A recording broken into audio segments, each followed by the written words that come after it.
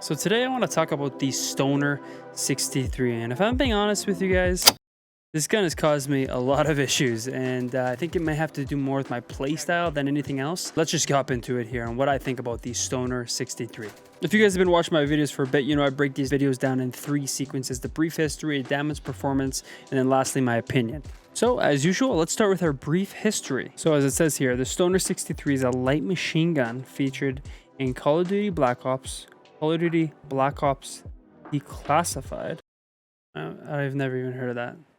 Call of Duty Black Ops Cold War, and Call of Duty Warzone. And if you can remember all the way back, the very first time we saw the Stoner 63 make an appearance in the Call of Duty franchise was in the Call of Duty Black Ops. So when I'm putting these videos together, I like to watch back all my footage, and as I'm kind of scrubbing through my footage of this Stoner, I like to see how this gun performs for me, how this build performs for me. And the one main thing that I'm noticing is this gun performs insanely once you are fully aimed down sights and shooting at long range. Very good at medium range as well. At close range, you'll see in a few moments here as I show some clips, it doesn't perform great. But at long range, it is mind-blowing how the bullet velocity affects this weapon. You really don't have to lead your bullets at all, even at extremely far distances, and I think that that's a game changer for this weapon.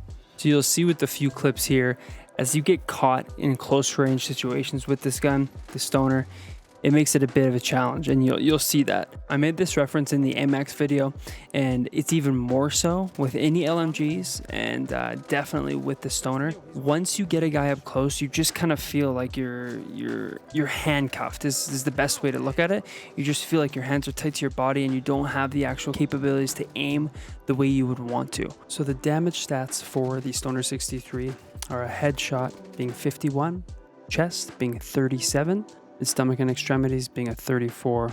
And again, this is always in reference to a full health player in Warzone, which is 250 HP, full health bar and full shielded player. This makes the headshot a total 5 shots to the head for a down or for an elimination, a total 7 shots for the chest, and then for the stomach and extremities, it's a total of 8 shots. So typically for this part of the video, I actually like to refer to True Game Data, their comparison tool. I found extremely helpful to just check out attachments and see what works best, and see when you scroll down here, it basically will adjust all your fire rate, your ADS as you add something. So when you throw an attachment on, it'll tell you -13 for vertical recoil and +10 horizontal bounds. This is just an example.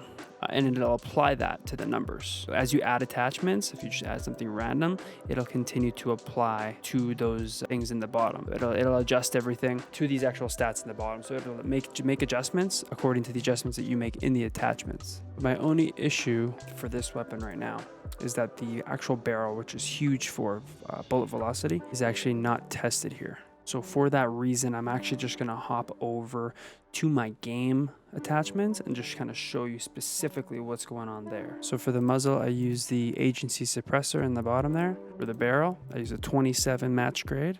20.7 match grade. I prefer the 2x scope just because I find that it gives me more variability within medium range and long range.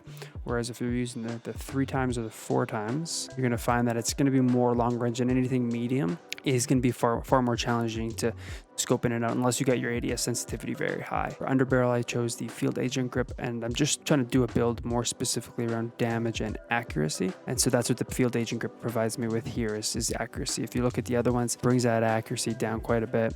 You get an increase in mobility, but for my preference of using this weapon, I definitely prefer the damage and accuracy focus. And then lastly, dropping into speed tape. I picked this over the ammunition. I know a lot of people use ammunition. If anything here, I would probably recommend a fast mag. I just find 150 bullets in the clip is a bit of overkill for my preference. So the fast mag might be something because the gun does reload terribly slow. So I just decided to go with something to increase the ADS because, again, I just didn't find a lot of value in double the amount of clip. And in the speed mag, I suffer a little bit with that reload speed for sure, but I just find that using something to improve my aim down sights is far more beneficial for this weapon. So now talking about my opinion of the Stoner 63. Now I want to be really specific here with this gun because it's one of those guns that just has to be used correctly, and it can be extremely effective. The pros of this gun, I would say, are the bullet velocity are definitely one of the pros. The fact that you don't have to find that bullet lead on this weapon is really, really helpful, I find. Really what I want to just say about this weapon as far as building it for damage and accuracy, is, which is exactly what I did specifically for it, is it's just a long range monster, really.